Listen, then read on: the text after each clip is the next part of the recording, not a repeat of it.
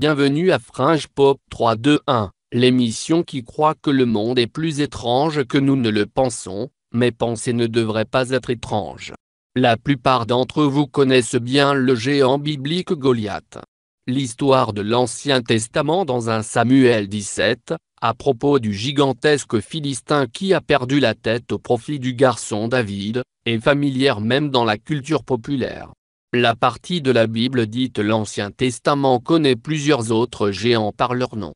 Le roi Og de Basan est celui qui a le plus de temps sur scène dans l'histoire biblique. Selon Nombre 21, 33 à 35 et les chapitres 1 et 3 du Deutéronome, les Israélites ont vaincu Og dans une bataille. Selon ces récits, Og serait l'un des rois des Amoréens, le dernier vestige des anciens Rephaïm, un clan de géants qui vivait à Canaan avant la conquête israélite après leur exode d'Égypte. Le livre biblique de Deutéronome, 3, 11, mentionne l'énorme lit d'Og qui faisait 9 coudées de long, soit 13 pieds et demi ou 4 mètres. Bien que ce ne soit pas la taille réelle de Og, comme certains le pensent, si vous avez un lit aussi long et que vous soyez un Rephaïm, vous devez être vraiment grand, un géant. Récemment, des revendications d'un livre Og perdu ont fait surface. Selon l'auteur d'un livre auto-publié vendu sur Amazon, ce livre était, citation, à l'origine, transcrit au cours d'une bande de plusieurs centaines d'années autour de 1400 avant notre ère. Et ce sont les seuls mots écrits par les Rephaïm. Fin de citation.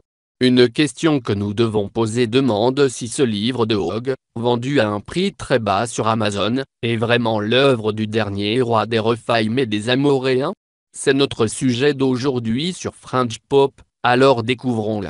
À la question de savoir si Og a réellement écrit un livre que l'on peut maintenant lire en anglais après quelques clics sur Amazon, la réponse courte est un emphatique « non ». Ni la Bible ni aucune autre source de l'ancienne période biblique ne connaît un tel livre sous aucune forme, ni dans aucune langue. En d'autres termes, il n'existe aucun livre de ce type dans un contexte ancien connu de la Syrie, de la Palestine ou de Canaan, ce serait ce livre prétendument perdu d'Og. C'est pire que ça cependant. Rappelez-vous que Og était le roi des Amoréens.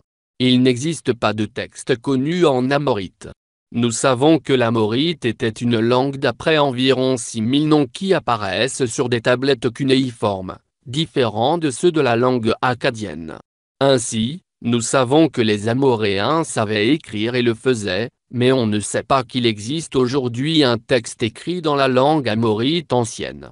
Donc, s'il n'y a pas de texte amorite pour ce livre, prétendument écrit par le dernier roi des Amoréens, le dernier roi des Raphaïm, alors quelle est la source du livre d'Og que je pourrais obtenir aujourd'hui sur Amazon? Eh bien, il y a un livre de Og mentionné dans un ouvrage latin du début du Moyen Âge appelé Decretum Gelasianum, le décret gélasien. Ce décret a été composé par un scribe anonyme environ 519 à 553 de notre ère. Pour ceux d'entre vous qui aiment les mathématiques, cela fait 2000 ans après la défaite de Og, comme décrit dans la Bible. Non seulement ce texte latin est-il de millénaires éloigné de l'époque du Og biblique, mais c'est la seule référence au monde à un livre intitulé le livre de Og. Tout ce que le décret gélasien nous dit vraiment, c'est qu'une sorte de livre de Og était connu au VIe siècle de notre ère. Nous n'avons aucun témoin ancien de ce livre, ni dans la langue amorite que Og aurait pu parler, ni dans aucun autre texte ancien sémitique. Nous n'avons pas non plus mentionné de source, contemporaine de la période de Og, pour un tel livre. En d'autres termes, nous n'avons absolument aucune preuve que ce livre ait jamais existé à l'époque biblique. Une source latine éloignée de 2000 ans n'est pas une bonne preuve, encore moins une source primaire. Ici, chez Fringe Pop, les sources primaires sont importantes. Pourtant, malgré tout cela, nous savons ce qu'est vraiment ce livre. Heureusement pour nous, le livre de Og mentionné dans le décret médiéval gélasien a été identifié grâce à des études approfondies. C'est en fait la version manichéenne du livre des géants. Ce livre est connu grâce au manuscrit de la mer morte. Il s'agit donc du livre des géants de Mani. C'est comme ça que vous le verrez mentionné.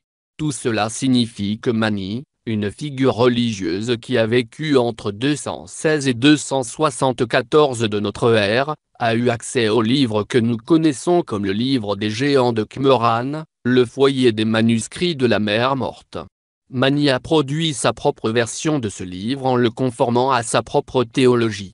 Le livre des géants de Qumran, qui a été trouvé en fragments parmi les rouleaux de la mer morte, n'est pas plus ancien que le IIIe siècle avant notre ère.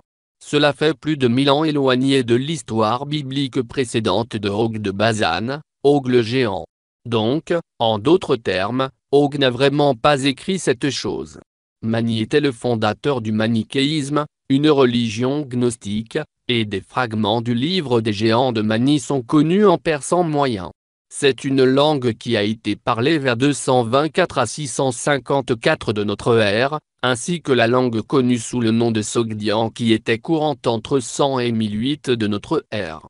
Et il est également connu d'un ancien fragment ouïghour daté entre le 9e et le 14e siècle de notre ère. Si vous regardez la chronologie, il est évident que les textes sources du livre des géants de Mani sont beaucoup plus récents que le livre des géants de Qumran et, bien entendu, que tout ce que Og aurait écrit de son vivant. Étant donné que ce matériel est si tardif, ce que nous avons actuellement, il n'existe aucun rapport possible avec l'époque de Og de Bazan, Og le géant. Il n'a pas écrit ce livre. L'essentiel pour cet épisode est que le livre de Og publié aujourd'hui n'est pas authentique. Il n'y a aucune preuve que ce livre dérive de la période biblique sous aucune forme, dans aucune langue, l'époque de Og de Bazan, de Og lui-même. Merci d'avoir visionné Fringe Pop 321, s'il te plaît, visite notre site web, et reviens bien visionner encore d'autres épisodes, car ce que tu sais peut ne pas être vrai.